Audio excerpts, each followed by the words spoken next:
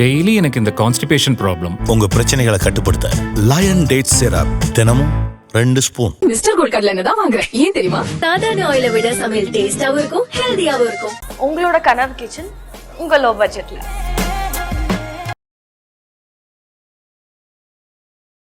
IBC Tamil நேயர்களுக்கு வணக்கம். இன்று நம்முடன் இணைந்திருக்கும் சிறப்பு விருந்தினர் முன்னாள் காவல் துணை ஆணையர் திரு ராஜேந்திர ராஜா அவர்கள். வணக்கம் சார். வணக்கம். ஏன் திருநெல்வேலி நீதிமன்ற வாசலில் ஒருவர் படுகொலை செய்யப்பட்டிருக்காரு. அவர் பேர் மாயாண்டின்னு குறிப்பிட்றாங்க. என்ன காரணத்தினால அந்த கொலை நடந்திருக்கு, இதோட பின்னணி சொல்லுங்கள் சார். இன்று காலை சுமார் 10:30 மணிக்கு திருநெல்வேலி மாவட்ட நீதிமன்றம், ஒருங்கிணைந்த மாவட்ட நீதிமன்றம்னா அந்த மாவட்டத்தில் இருக்கிற முக்கிய கோர்ட்டு எல்லாத்தையும் அசம்பிள் பண்ணி ஒரே இடத்துல வச்சுருக்காங்க. அதான் ஒருங்கிணைந்த மாவட்ட நீதிமன்றம். அந்த மாவட்ட நீதிமன்றத்துக்கெல்லாம் எப்போவுமே போலீஸ் பந்தோபஸ்து உண்டு. அந்த நீதிமன்ற வாசலுக்கு 10 அடிக்கு முன்னால் மாயாண்டி வயது 38 என்பவர் ஒரு நீதிமன்ற வழக்கை ஆஜராகிறதுக்காக வந்தவரை ஒரு கும்பல் தடுத்து நிறுத்தி சரமாரியாக வெட்டி படுகொலை செய்திருக்கிறார்கள். அப்போது அந்த காவல் நிலையத்தில் அந்த நீதிமன்ற வளாகத்தில் பாதுகாப்புக்கு நின்ற காவலர்கள் அதை தடுக்க முன்வரவில்லை என்று இரண்டு வழக்குரைஞர்கள் பதறாங்க. அதை நம்ம பார்க்க முடியுது, வலைதளங்களில் பார்க்க முடியுது. அவர் கார்த்திக் தம்பான் அப்படிங்கிறவரும் இளையராஜா அப்படிங்கிற 2 வழக்குரைஞர்களும் மற்றும் சில வழக்குரைஞர்களும் எங்கள் கண்ணு முன்னாடியே ஒரு மிகப்பெரிய படுகொலை நீதிமன்ற வளாகத்திற்கு முன்பு நடந்திருக்கிறது. கேள்விகளை அவங்களே சொல்லிட்டாங்க.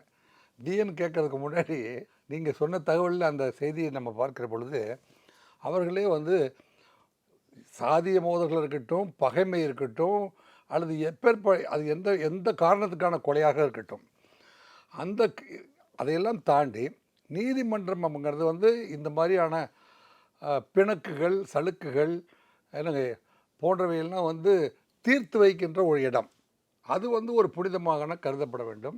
அந்த நீதிமன்ற வாசலுக்கு முன்பே இந்த கொலை நடந்திருக்கிறது. இங்கு யூனிஃபார்ம் போட்ட காவலர்கள் கிட்டத்தட்ட 30லிருந்து 35 பேர் இருக்கிற பொழுதே யாரும் தடுக்க முன்வரவில்லை. இது நானும் இன்னொரு வக்கீலும் ஓடி போய் காமராஜ் நகர் அப்படின்னு பக்கத்து தெருவில் ஓடி போய் நுழைகிற பொழுது ஒருவனை மட்டும் நாங்கள் பிடிச்சிட்டோம் அப்படின்னு சொல்கிறாங்க. அவருடைய பெயர் ராமகிருஷ்ணன் அப்படிங்கிற ஒரு இளைஞரை அந்த 4-5 பேர் வெட்டிட்டு போனவங்க பார்த்தீங்கன்னா அவங்க ஒரு காரில் அப்போ என்னென்னா நீதிமன்றத்துக்கு மாயாண்டி கரெக்டாக 10:30 மணிக்கு வருவார் அப்படிங்கிற தகவல்களை திருநெல்வேலி எதிராளிகளை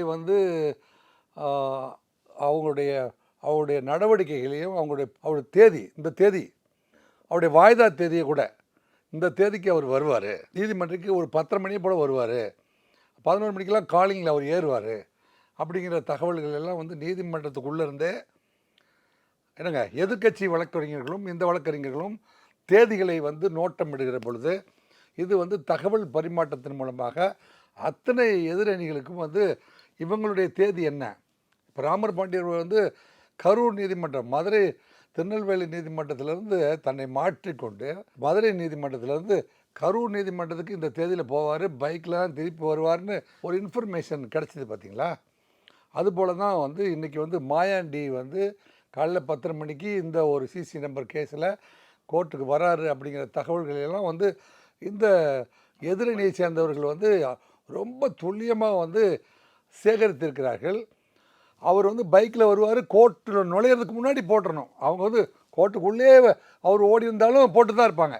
அன்றைக்கி இது முடிவு பண்ணிட்டாங்க இந்த தேதியை. ஏன் அப்படி முடிவு பண்ணிட்டாங்க அப்படின்னா, மனோராஜ் அப்படிங்கிற அவருடைய தம்பி மாயாண்டியும் எஸ்ஐக்கி மற்றும் ஒரு கூட்டம் கடந்த வருடம் 2023 வருடம் ஆகஸ்ட் 13 அன்று அந்த ஊரினுடைய கவுன்சிலர் மற்றும் துணைத் தலைவர் திரு ராஜாமணி அப்படிங்கிறவர் இவங்க போன வருஷம் ஆகஸ்ட் 13 இந்த குரூப் வெட்டி கொலை செய்திருக்கிறார்கள். அதற்கு பழி தீர்ப்பதற்காகத்தான் இந்த கூட்டு இவர்களை போட்டிருக்கிறது அப்படின்னு இப்போ தெரிய வந்துருச்சுன்னு வைங்களேன்.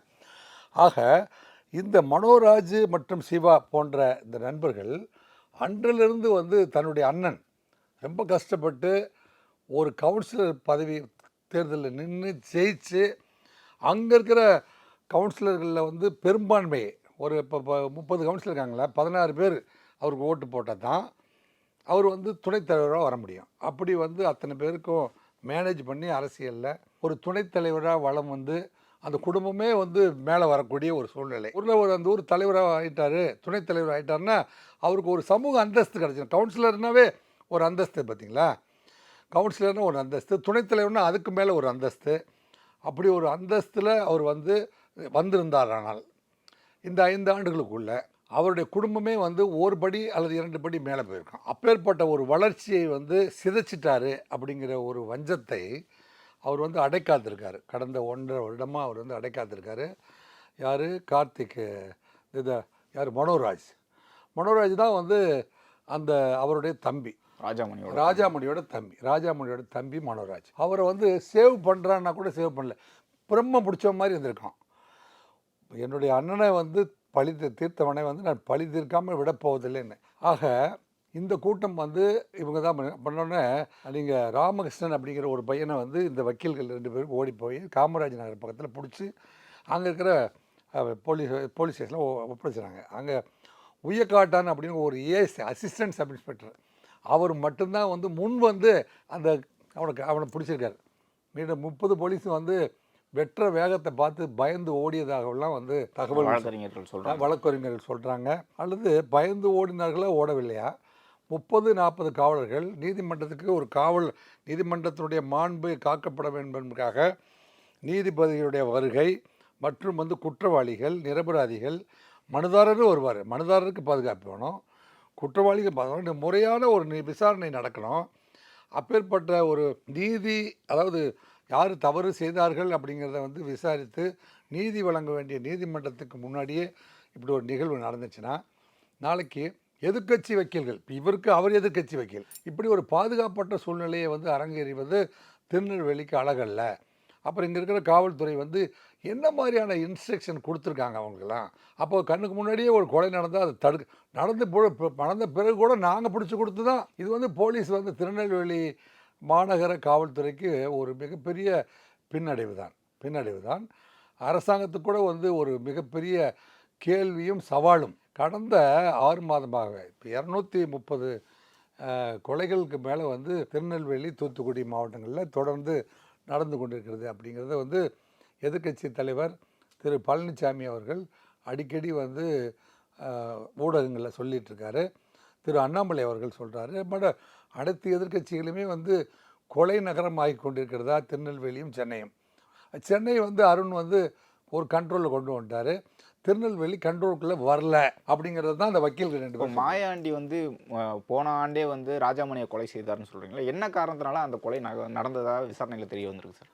அதாவது இவர் வந்து அந்த ஊருக்கு அரசியல் ரீதியாக வந்து இவர்களெல்லாம் வந்து தலைவராக வந்துடுறதா அப்படின்னு நினைக்கிறாங்க. அவர் வந்து ஒரு பாலத்தினுடைய கட்டையில் உட்காந்துருக்கிற போது வயல்வெளி பக்கத்தில் அவர் ராஜாமணி உட்காந்துருக்கிற பொழுது இந்த மாயாண்டி போய் கொலை பண்ணிடுறாரு. அவர் டீமோட போய் ஆடு மேய்ச்சாங்க. போலீஸுடைய தரப்புலையும் சரி அல்லது எதிர்த்தரப்புலையும் வந்து ஒரு காரணம் என்னென்னா, எங்கள் வயலில் ஆடு மேய்ஞ்சதுன்னு கேட்கறதுக்காக போய் அந்த தகராறு, அதனால் ஏற்பட்ட தகராறு, இது ஆடு மேய்த்த தகராறுன்னு திரிக்கப்படுகிறது. இது வந்து ராஜாமணி போன்றவர்கள்லாம் வந்து கவுன்சிலராகி தலைவர் ஆயிடலாமா அப்படிங்கிற கேள்வி மாயாண்டியுடைய மனசில் இருந்ததா தகவல்கள் நமக்கு கிடைக்குது. அந்த காழ்ப்புணர்ச்சியை வந்து நீ ஏன்டா வந்து எங்கள் அண்ணனை தலைவராக ஏற்றுக்க முடியலையா, அதுக்கு நீ கொலை பண்ணுவியா, அப்போது எங்கள் அருவா வெட்டாதா அப்படின்னு மனோராஜ் இப்போ கேள்வி கேட்டான். அப்படி தான் இது நடக்கிறதா நான் நினைக்கிறேன். இல்லை, இப்போ ஒரு 15 மாதங்களாக வந்து அவர் வந்து இந்த பழி தீர்க்கணும் இருக்காருன்னு சொல்லும்போது அது காவல்துறைக்கு தெரியாது. அதைத்தான் காவல்துறைக்கு 15 இப்போ எத்தனை பேர் சொல்கிறாங்க மனோராஜ் வந்து சித்தப்பிரமை பிடிச்சது போல் அவங்க அண்ணன் இறந்த தேதியிலேருந்து, ராஜாமணி இறந்த தேதியிலேருந்து இதுவரை அவன் சேவ் பண்ணல. அவன் அதே சிந்தனையில் தான் எப்படியா இருந்தாலும் வந்து அந்த மாயாண்டியை தீர்க்கிற வரைக்கும் எனக்கு வந்து நான் ஓய போகிறதில்ல. இப்போ பார்த்தீங்கன்னா இம்மிடியேட்டாக போய் சரண்டர். இப்போ கைது செய்யப்பட்ட பையன் பார்த்தா ராமகிருஷ்ணன் ஒருத்தனை தான் கைது பண்ணுறாங்க. அவன் வந்து ஆஜராகிடுறான். பரவாயில்ல சார், நான் வந்து நாங்கள் மர்டர் பண்ணோம், நாங்கள் தான் ஆஜராகிறோம், நாங்கள் தான் எங்கள் அண்ணனுடைய கொலைக்கு வந்து பதிலுக்கு பதில் தான் அதை பண்ணணும்னு சொல்லி தான் நான் கிளம்புறேன். மாயாண்டி வந்து தன்னை அந்த ஏரியாவுடைய ஒரு ஆளாக தன்னை காட்டிக்கணும், ஆதிக்க ஆளாக நம்ம காட்டிக்கணும். அப்படிங்கிறதுக்காகவும் 2 பேர்த்த அல்லது 3 பேர்த்த மட்டையாக்கினா தான் என்னை வந்து ஊர் மதிக்கும் அப்படின்னு நினைக்கிற ஆளாக வளம் வந்திருக்காரு. இந்த ஆதிக்க மனப்பான்மை என்னை வந்து இந்த ஏரியாவில் ஒரு ஆதிக்கவாதியாய் பார்க்க வேண்டும் அப்படின்னு தன்னை பிரகடனப்படுத்திக்கொள்ள சிலர் இன்னும் விரும்பி கொண்டிருக்கிறார்கள். இதற்கு அரசு என்ன முடிவு கட்டப் போகிறது அப்படின்னா, இது ஒரு கொஞ்சம் ஹார்ட் சப்ஜெக்ட். ஒவ்வொருடைய மனநிலைக்குள்ளேயும் போய் அப்படி இல்லைடா, மனிதன் மனிதனாக வாழ வேண்டும் அப்படிங்கிறத பயிற்றுவிக்கணும். இது சாதாரண பாடம் இல்லை. இதுக்கு முன்னாடியே வந்து திருநெல்வேலியில் ஏற்பட்ட பல்வேறு சாதி மோதலின் அடிப்படையில் 1987 90க்குள்ளே ஒரு இன்ஸ்ட்ரக்ஷன் போலீஸ் டிபார்ட்மெண்ட்டுக்கு வந்துச்சு. குறிப்பிட்ட 2 சமுதாயத்தை சேர்ந்தவர்கள்லாம் வந்து அந்த மாவட்டத்திலே போஸ்டிங்கே கிடையாது. அவர்களெல்லாம் கோயம்புத்தூர், சென்னை, என்னங்க இது திருச்சி போன்ற இடங்கள்லாம் வந்து வேறு சாதி ஆட்களோடு போய் பழகுங்க. வேறு ஆட்கள் போனால் ஒரு ஒரு ஒரு பொது மனப்பான்மையிலிருந்து 2 பேருக்கு உள்ளே மனத்தாங்களை வந்து தீர்த்து வைப்பார்கள். அப்படிங்கிறனால பல்வேறு சமூக அமைப்பை சேர்ந்த ஆட்கள் எல்லாம் அங்கே அதிகாரிகளை அனுப்புனதெல்லாம் எங்களுக்கு தெரியும். அதுக்கு ஒரு ஜிஓவே போட்டார். அதுக்கு ஒரு டிஓ உத்தரவு போட்டு அது வந்து டிஜிபி ஆஃபீஸில் சர்க்குலராகவே இருக்குது.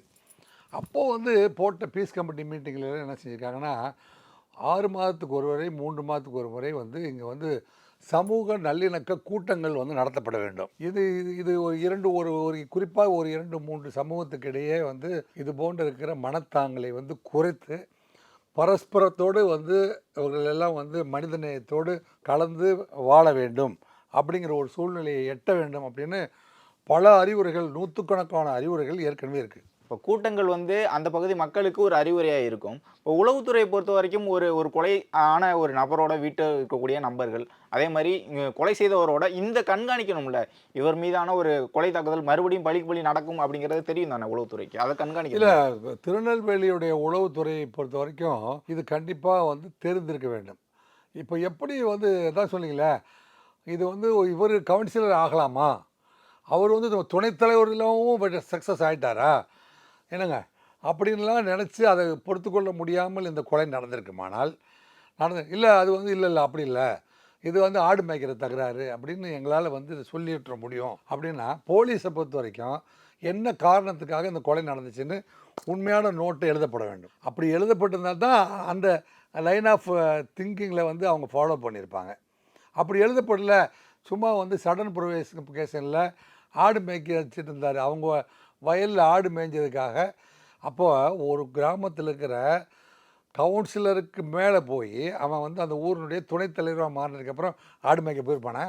சரி, அதை கடந்து செல்வதற்காக தற்காலிகமாக வந்து வேறு சில காரணங்களை சொல்லிட்டு கடந்து போகிறதுனால ஏற்பட்ட விளைவு தான் இது. உண்மையாலுமே வந்து என்ன காரணத்திற்காக இந்த கொலை, ராஜாமணியோட கொலை நடந்துச்சு, அதை ஏற்றுக்கொள்வதற்கு இது வரைக்குமே வந்து மனம் இல்லாமல் இருந்த மனோராஜ் எப்படி உளவுத்துறை வந்து கண்டுபிடிக்காமல் அல்லது ஃபாலோ பண்ணாமல் இருந்துச்சு அப்படின்னு சொன்னால், ஏன்னா அவங்க திட்டமிடுறாங்களோ ஒரு 7 பேர் கைது செய்யறாங்க. அவங்க பேசியிருப்பாங்க. 3 பேர் போய் சரண்டர் ஆகிறா. 3 பேர் போய் உடனே பார்த்துருந்தா அப்போ மாயாண்டி வந்து மாயாண்டியோட உயிரை காப்பாற்றிருக்கலாமே. எந்த உயிராக இருந்தாலும் ஒரு உயிர், அது வந்து மனநிலை மாற்றப்பட வேண்டும் ஒழிய உயிர்நிலை பிரிப்பு அப்படிங்கிறது வந்து ஏற்க முடியாது. அது எந்த சாதிக்காரனாக இருந்தாலும் சரி இல்லைங்க, கொலை அப்படிங்கிறது வந்து மறுக்கப்படணும். அனைத்து சலுக்குகளுக்குமே அனைத்து பிரச்சனைகளுக்குமே வந்து பேச்சுவார்த்தையின் மூலமாக தீர்வு காணணும். திருநெல்வேலிக்கென்று தனியாக வந்து என்ன செய்யணும், சமூக நல்லிணத்துக்குன்னு தனியாக வந்து அதிகாரிகளை நியமிக்கணும். இது வந்து நீங்கள் சிவகாசி கலவரம் அப்படின்னு ஒன்று நடந்துச்சு. எப்போ